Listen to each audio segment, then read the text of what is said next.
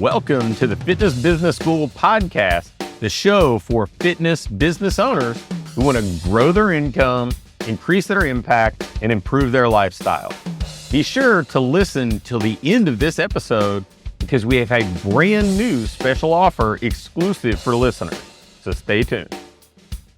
Hey, Pat Rigsby here with another episode of the Ideal Business Show. And today I'm with my good friend Jay Croft. And Jay has done a host of things combining his writing experience and expertise with what he's now really done over the past few years is serve as an expert and resource for fitness business owners who want to serve that 50 and over crowd that seems to be the fastest growing segment of the fitness industry.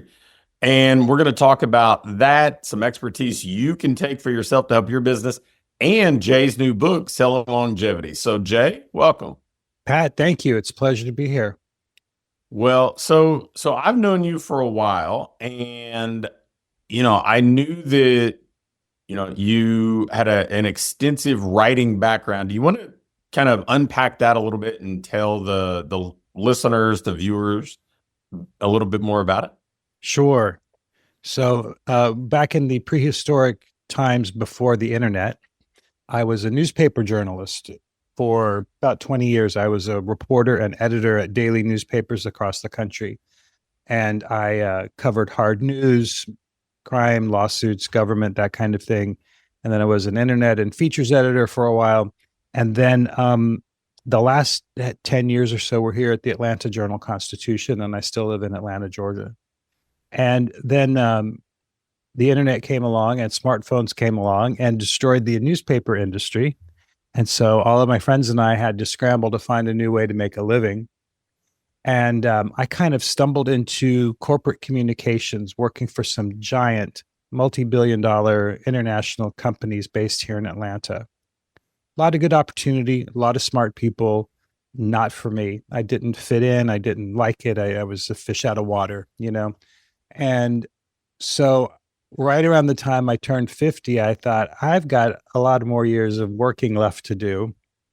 I need to find something I enjoy, something that involves public service, as newspapering did, and something that's more than just, a paycheck and office politics. What can I do that I really care about and that isn't already being done? Long story short, I found this over 50 fitness idea because the fitness industry is traditionally focused on people in their 20s, maybe their 30s, but really young people with very basic fitness needs and desires. Boys want big muscles, girls want small waists, whatever. And they don't have a lot of money. They don't have a lot of loyalty yet. And nobody was really spending a lot of money marketing toward older folks. And when I came to this, people were still thinking of this as the baby boomers. And even then I was telling people it's not baby boomers. Baby boomers does not mean old people. Baby boomers means a very specific group of people who were born between this year and that year. I'm talking about people after 50, after women have probably gone through menopause, after men are starting to get a little thicker on the middle, after your career's in a different place. And either, you're retired or you can see retirement coming. After your kids are older, maybe they've left the house, maybe you have grandchildren, whatever. Your whole life and your body is different at that point in life. So that's what I was talking about. And I found this need that a lot of gyms out there want to grow their businesses by serving people in this demographic because it makes good sense. There are so many millions of people over 50 in this country, and we control, I think it's 70% of consumer spending. And why in the world would you ignore such a huge market, especially since every gym in town is going after that 25-year-old boy who wants big biceps? Nobody's going after me, and I've got money. So do the math, right? And I thought they need help communicating. I met some gym owners who said, please help me. I don't know how to do this. And so I created this business called Prime Fit Content, and I create a bunch of marketing material that I sell to gyms that they use in their newsletters and social media and blogs to distinguish themselves as being interested and capable of helping people who are a little older. And And out of that came this book, because there's just so much to talk about. I couldn't fit it in weekly installments anymore. So, I think that, you found the sweet spot maybe before a lot of other people, right? The biggest opportunities I see in fitness are definitely centered around the 50 and over crowd, the longevity focus, or at the other end of the spectrum, the sports performance athlete stuff, because there's this acute need. There's a pretty strong deadline if somebody's going to graduate high school on a scholarship or whatever else. But this, if I'm selling to to a consumer, I want to pick a consumer where there's opportunity, where there's, where there probably is some longevity, where somebody probably also sees beyond simply aesthetics. Not that aesthetics aren't important. It's just they're not the only people here. And, frankly, we want to sell to people who aren't having to cobble together the money to pay the bills every month. So, I know that we've found that a pretty significant percentage of our top performing clients serve that 50 and over crowd. Some may bleed into the 40 and over crowd, but it's all the people whose maybe focus has shifted a little bit. And they're in a little more mature stage in their career and all this. And, we've also seen that small group training is a really viable solution for them, which, has a higher price point. It seems like it has a little bit better moat than large group. Yeah. It's everywhere. But, for as long as I've done this, and we're 20 years plus into helping business owners, the reality is most people who are great practitioners are not great marketers. They don't care as deeply about the marketing side. They understand that it's needed, but they need to connect with an audience. They need to build trust in that relationship. They need to continue to educate people. So talk a little bit about, just in a practical sense, how somebody who owns maybe a studio serving this market can do that. They can put out stuff that's going to build a relationship. Sure. Well, I think it's not just marketing; it's also marketing and user experience, customer experience, which is vastly ignored as well, and really geared toward young people. And let me just say, if your gym is targeting young people, keep doing it. If you want to, all blessings, good luck. I have no problem with serving young people who want big muscles. Go for it, right? It's just everyone's already doing that, so why should you do it too? That's my point. So I think, first of all, we need to think about where an audience is. You want to go where they are. That movie, The Field of Dreams, which is a great movie, but and in the context of the movie, the famous line, "If you build it, they will come," works, right? But people quote it all the time in real life. It has nothing to do with business. If you build it, no one will know unless you go tell them. If you just sit around and wait for them to come find you, they will not find you, right? So you have to go where the folks are. So where are people? Well, and how do they consume information? Generally, they're on Facebook. People in this demographic are on Facebook. More and more, they're on Instagram as well. They're probably not on TikTok as much. And maybe they're not going to consume this kind of information on something like LinkedIn, right? So I encourage people to focus on Facebook and Instagram as well.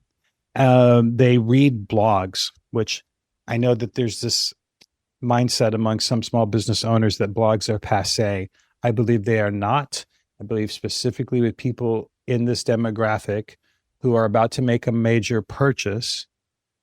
And I believe that a gym membership small group personal training, whatever we're going to call it, is expensive enough to qualify as that. Some places are charging $300, $400, $500 a month. That's a lot of money to a lot of people. And before they just blithely go around joining something, they want to feel like they know you, have a sense of who you are and what you're about and what their experience might be with you. So a blog is a great way to do that. And your website in general is a calling card. We might not get a lot of business directly from our website, but people do look at them. They are resources for people researching a major purchase. And then the main thing, I think, and I know you're a big believer in this too, of course, because you do it every day, is sending email newsletters. And for some reason, a lot of small business owners in fitness don't want to send emails. And I urge them to get over it, that they really need to be sending emails because they have control over their email newsletters and how often they contact the people who are on their lists. As you know, Pat, we have no control over Facebook or Instagram or X or any of them. And they can be bought and sold. They can change their algorithm. They can change who gets to see what you're putting up there. Just because I put something on Facebook doesn't mean the people I want to see it are actually going to see it.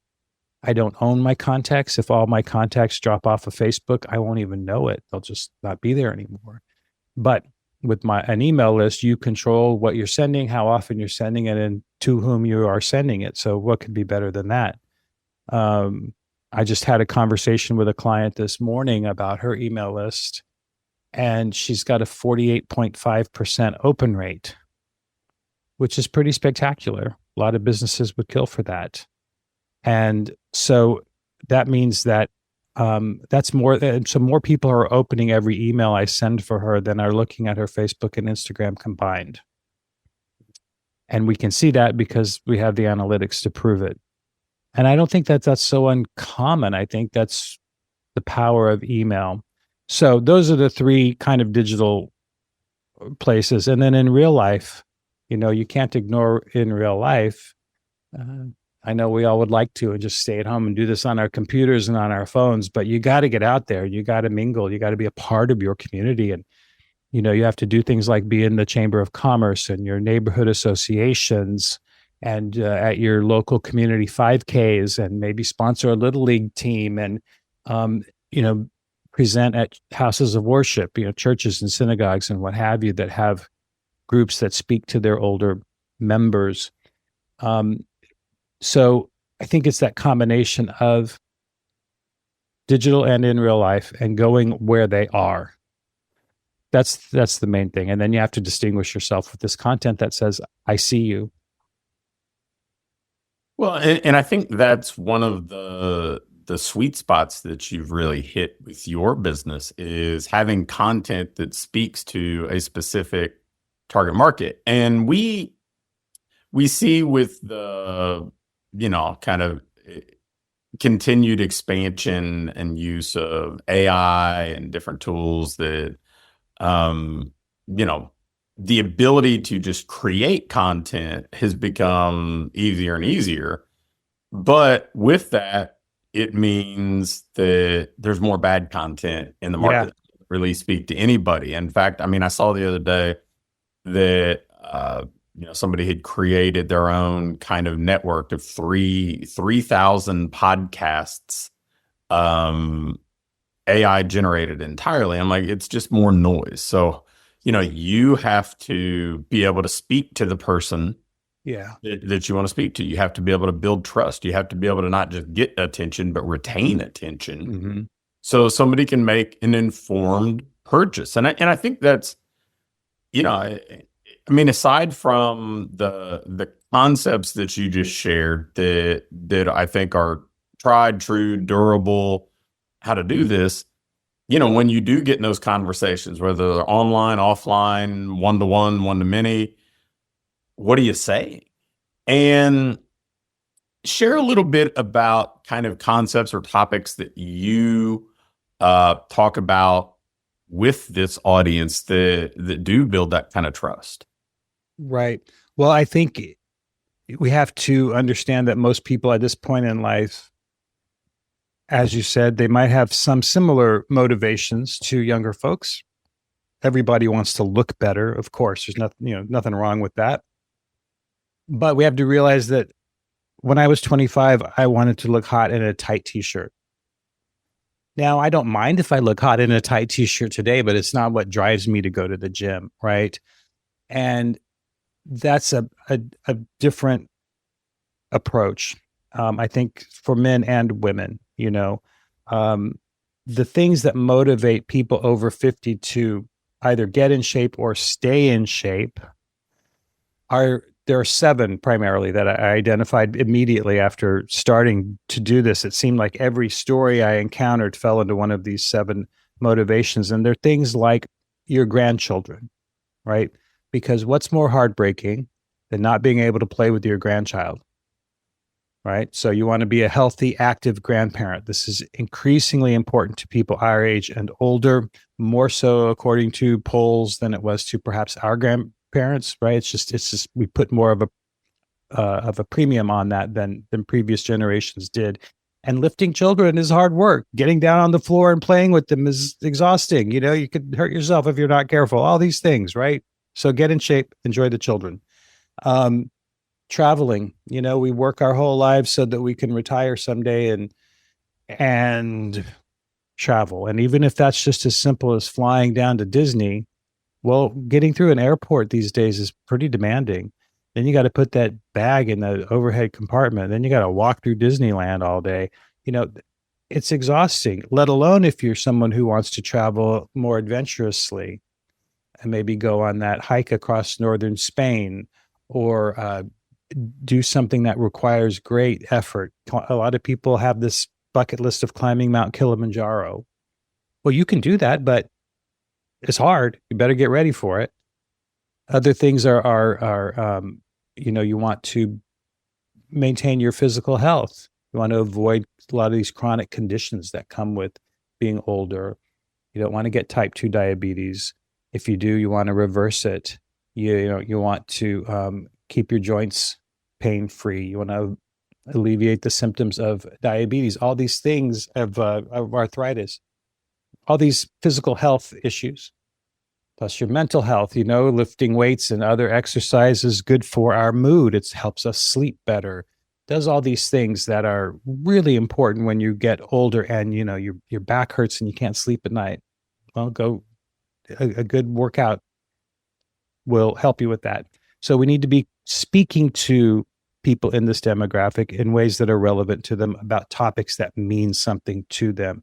Because I'll tell you, Pat, I am 61. I think I'm a little bit older than you. You're just in your 50s, right? So, and I say that to say that I was a teenager in the 70s when fitness started to become a part of everyday life for the broader culture. That was with celebrities started jogging, and Jane Fonda did the videos and things like that in the late 70s, early 80s. And then we started to see Nautilus locations pop up in strip malls and things like this. So for anyone 40 and younger, they grew up knowing that ordinary people go to the gym and lift weights or do aerobics or do spin cycle or do whatever it is that they want to do. That was a new concept for people my age and older. My parents and their generation didn't have that. There wasn't a gym on every corner, or quote unquote, ordinary people didn't go to the gym and lift weights. Nobody wanted big muscles. Certainly they had no understanding of the health implications of fitness long-term and of strength later in life. So we have to educate people and show them why, you do need to come and lift weights. And I know you don't want to be a 25-year-old boy with big biceps. That's not what we're talking about. We're talking about all these other things that are relevant to your life, and we can help you with them. We can help you move better and feel better and look better. It's a message that I think a lot of people in fitness think, oh, everyone knows that. I'm here to tell you they do not. I promise you they do not. And every time you think I've said that enough, I should stop saying that, that's when you need to keep saying it over and over again. So I got a little far afield. I'm sorry. I can do that with all of this. That was good, because most people in our industry aren't really aware of that. I mean, I kind of joke when the first decade I was in this industry, I'm like, you just don't know any retired personal trainers, right? It's a very immature field that a lot of people just don't have much experience with. And now, the 40 and under crowd, it's very familiar to them because it was just part of society growing up. But Right. there are plenty of things that, it's like there's a generation that was very pre-cell phone. I mean, I know I grew up, my undergrad degree had zero use of the internet to go Yeah. Same. figure out how to graduate, right? So, there's stuff that just, you grow up immersed in it, or you grow up maybe before it, or just catching that first wave of it. And it it to somebody that is so familiar with it and that's all they've ever known, they they're assumptive, right? They just think everybody else sees the world through the same lens, they've had the same experiences. But for people in their 60s, this may be unfamiliar territory. It may be something, even if it is loosely familiar, they don't have a host of experiences with it. Maybe they've got a dip their toe in the water type of experience. Right. Right. And so, you building trust and making it more comfortable for that person to walk through the door, because we talk about this a lot. The hardest part of this client journey is getting somebody through the door the first time, because it's scary, it's unfamiliar, it's intimidating, it's it's a fear of embarrassment because I can't get through the warm up and I don't want to look silly. And so we have to be able to overcome that with all that experience that happens outside the four walls. And I think that's so much of what you've already spoken to here, like the trust factor. Somebody gets me, somebody understands me. I think that you were spot on, kind of shedding some light on that, because frankly, I would assume that most of the people being attentive to this podcast hadn't thought about it through that lens. Right. And why would you? I think I've only thought about it because I talk about this all the time, and I have older siblings and older friends, and so they have the same reference points that I do. And just the idea of it, my father lifting weights, are you kidding me? That'd be like tap dancing on Mars. That just was not even in the conversation for anybody of his generation, not because he was unusual. The other thing, Pat, that is getting in the door that first time, the experience that people find has to align with this marketing. If your content, and I want to explain, content is not advertising. I know people lump it all together. Content is not paying for things on Facebook. It is sharing information, valuable, useful information with your audience via those platforms that I mentioned, basically for free. And then they get to know you and like you and trust you and want to do business with you. So it's different than advertising, but it's similar, I guess. So if you put forth all this information about the value of strength training after menopause, for instance, and you share great recipes that are healthy and easy to make, and low in sodium and high in fiber and all these things that are relevant to people in this age group, you're sending a message. And if your website includes photos of people my age and not hot, sexy young people in skin tight pants, you're sending a message that you want people. Okay, so if they hear that message and they say, oh, Pat's Gym wants to help me, I'm going to go check them out. And they walk in, and the kid behind the front desk doesn't look up from his phone, and the music is ear-splitting heavy metal and hip-hop, and the gym is crowded with boys in string tops throwing weights around and grunting, and no one says, hi, Mrs. Johnson, you're here for your appointment. We're happy to show you around. She's not coming back, so you have to give them that awareness, because by the time you're this age, you expect certain customer service. And especially if you're going to pay a premium price for it, we're not talking about Planet Fitness here for $20 a month. You're all charging a lot more than that. If you're not, you should be. And if I'm going to pay that kind of money, I want someone to know that I'm coming. I want them to welcome me. I want them to say my name. I want them to treat me with the respect that a customer deserves. When you're 25, who cares? Just let me in the place, right? So that kind of experience needs to be aligned with the marketing message that you're putting out.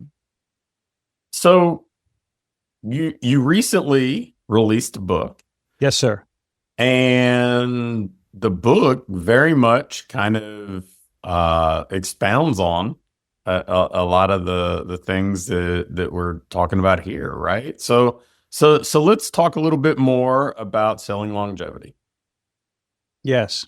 So the book is called Selling Longevity. That was a deliberate title that I came up with because the book is not about how to exercise. It's not about how to write programming. It's not about cardio versus strength training or how to lose 20 pounds or any of that, because I don't know. I'm just a writer, that you guys all know that better than I do.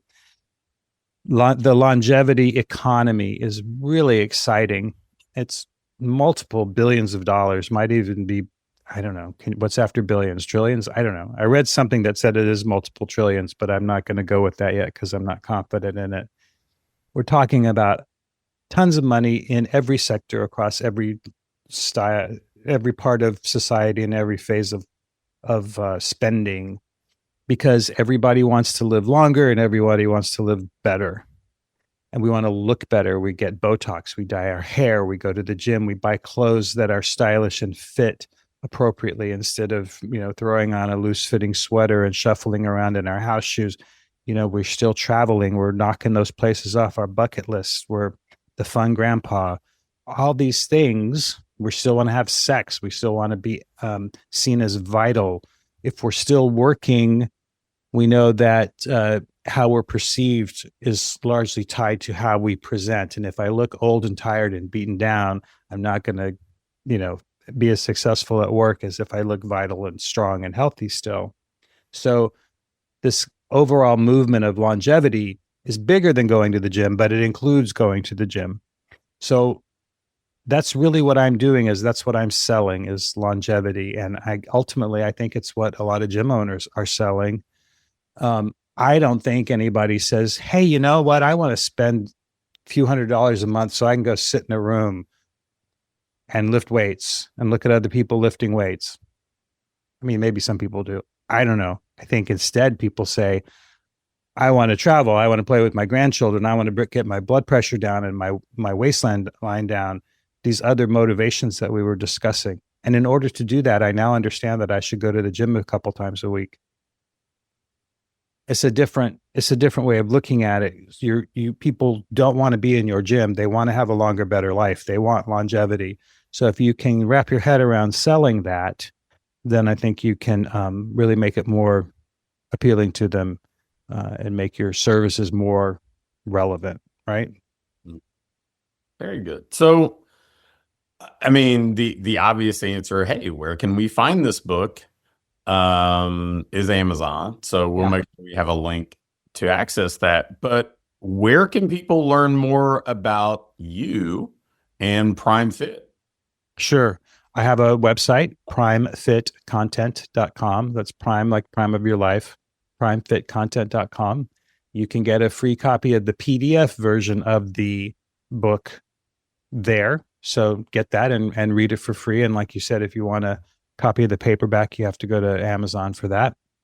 And then that has information about my monthly subscription as well. Very low price for more material than you would ever want to use in those three primary channels of social media, email newsletters, and your blog. And I'm happy to help with any kind of communications consulting you need. If you're curious about AI, if you're scared of it, if you're not sure how to talk to people, do I call them old? Do I call them grandpa? Do I call them retirees? What do I call them? Whatever. Be in touch. Happy to talk.